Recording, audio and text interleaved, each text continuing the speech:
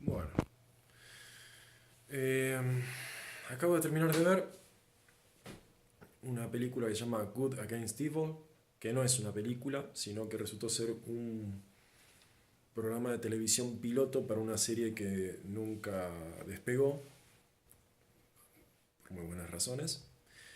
Y con un título tan asombrosamente genérico, tengo que decir que esperaba algo más, no sé, algo más burdo quizá. Pero así todo, si bien no es burdo, hubiese preferido algo mucho más burdo que algo tan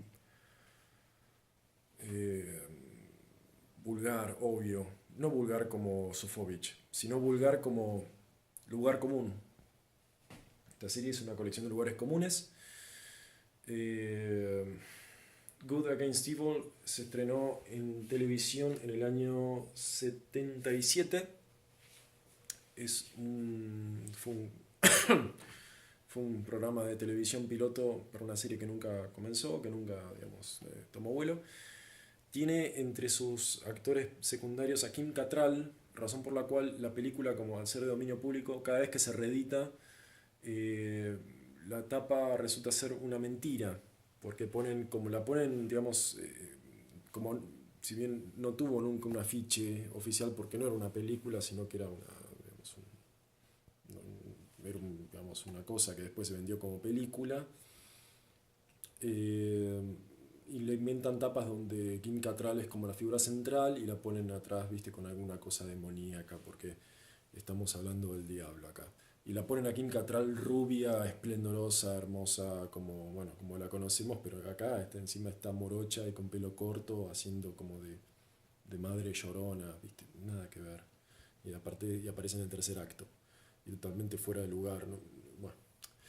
Eh, Como ya insistí muchas veces, la década del 70 en Estados Unidos fue una época de desengaño muy grande, una desromantización muy violenta a nivel cultural, debido a que, gracias a un montón de decepciones políticas, culturales y bélicas, Estados Unidos empezó una terapia de autoconciencia eh,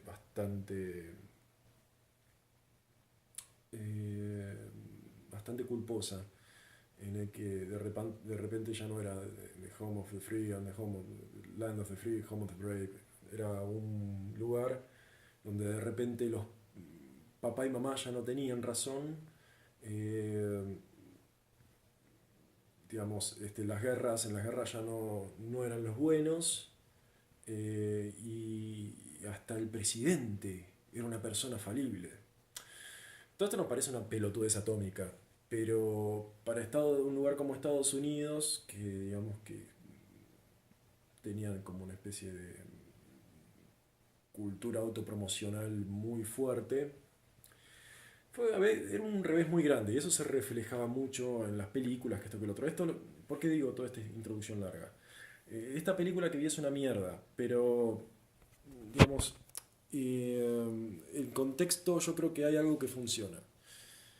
Todo siempre parece que funciona en contexto y eso es como parece que es como una gran trampa de siempre. Pero hay algo interesante en todo esto.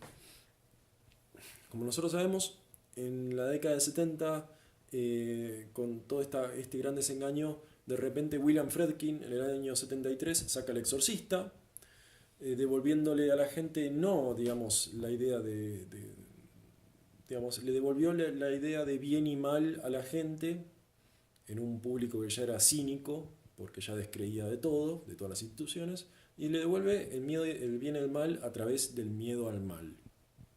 De repente el diablo existía y podía existir en una casa de clase media alta, en el medio de la ciudad, lo cual era, digamos, era una idea nueva y de alguna manera, bueno, esto era muy provocador.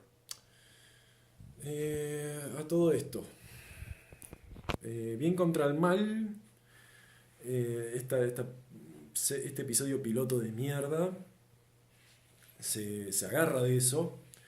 De la misma manera que en la década de 90 en Argentina se hacían como pequeñas telefilmes Canal 9 sacaba como pequeños telefilmes contando dramas de la actualidad, como por ejemplo, ¿qué pasa? Eran como cosas medio como escandalosas, como por ejemplo, mi hijo se droga, y hacían como un especial así dramatizado con actores de moda, hablando de cómo los niños se drogan.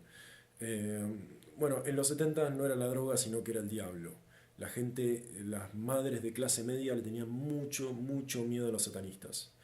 Eran de repente un temor real, antiguo, y se había actualizado, y de repente, digamos, el medioevo existió en, digamos, en la década más cínica de los Estados Unidos, lo cual fue como una cosa que creaba una efervescencia muy notable. Eh, entonces, Good Against Evil es sobre gente, sobre satanistas, es una especie de mezcla entre El bebé de Rosemary y El exorcista, pero todo entramado en un drama mal escrito, pedorro. Y lo que pasa con estas cosas es que cuando algo está tan mal escrito, eh, o algo, personajes te parecen como muy obvios y vulgares, uno se transpone a una situación en la que el cerebro empieza a acelerarse mucho y empieza a decir, no, pero pasa que el protagonista no es que es tan pelotudo, por eso que, o sea, no es tan, digamos, tan obvio, sino que en realidad, en el fondo, el protagonista masculino en realidad es el villano y es un, digamos, y trabaja para los satanistas. No, no es así. La protagonista es la hija de una mujer que muere al dar a luz y que es asesinada por un viento demoníaco que la empuja por una escalera, y el viento es comandado por una monja. La monja es, en esos primeros 2 minutos de película, es lo único que genera como una especie de inquietud porque, no sé, es una monja que, no sé, da sorete. Y bueno, hay algunas tomas de, digamos, bueno, obviamente, el exorcista, alguien que se muere cayendo de las escaleras, todo eso. Totalmente afanado. Y hay como una especie de élite, como una especie de gente masónica, una micro sociedad medio masónica, satanista, que utiliza símbolos, utiliza pentáculos todo el tiempo. Pentáculos, pero ni siquiera mirando para, ni siquiera con la estrella mirando hacia abajo. Es como una cosa, estrella de 5 puntos, mirando hacia arriba, todas unas cosas muy estereotipadas. Es como si tu mamá tratara de darte miedo con el satanismo, básicamente es eso. Entonces la protagonista es una chica que en la actualidad de la década de 70 tiene 22 años, es diseñadora de moda, es una mujer fuerte, independiente, y, pero que tiene como mucha mala suerte. Los hombres que se le acercan a ella mueren de manera misteriosa.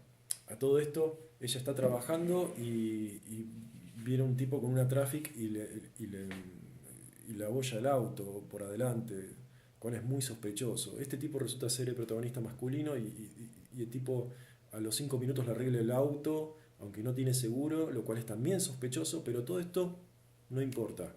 En la serie, bueno, en esta película, el tipo es sospechoso, pero es bueno todo el tiempo porque no tiene giros, porque la verdad no implicaría que la gente que escribió esto estaría pensando cosas que no sucede. ¿Qué pasa? Empiezan a ocurrir como pequeñas desgracias porque el tipo se enamora de esta chica, bla, bla, bla. El tipo es un escritor freelancer, que vive en su camioneta. Es como también estas cosas así como estas pequeñas utopías, esta gente que estaba de moda en los 70, que era la diseñadora de modas y el escritor, digamos, el escritor sexy. Como estas cosas así como que estaban de moda en los 70 de los profesionales independientes y fuertes. Y en todo este contexto así pseudo moderno, eh, yo qué sé, se empiezan a enamorar que esto que lo otro, pero ocurren desgracias alrededor y nos damos cuenta que ocurren desgracias alrededor porque hay emisarios del diablo que junto a efectos de sonido nos explican que el mar se acerca. Los emisarios del diablo son gatos que hacen miau. Y a veces son como miaus, como muy distorsionados para que te den miedo, pero los gatos son muy lindos y no se puede hacer nada y fracasa terriblemente todo esto. Es un diablo muy tierno. Y yo qué sé, se mueren un par de personas, que esto que el otro. A todo esto, eh, esta chica protagonista desaparece del protagonismo por arte de magia, como si fuese Mulholland Drive, que también es un episodio piloto, que se transformó en una gran película. Eh, Desaparece de protagonismo y de repente el protagonismo pasa de las manos a este pelotudo insufrible que es un canchero, digamos, héroe así con cara de baldosa. Y qué pasa? No sé, leen un diario que hay como una nena que despierta de un coma y está dibujando pentáculos. Y el tipo vio pentáculos, entonces, no sé,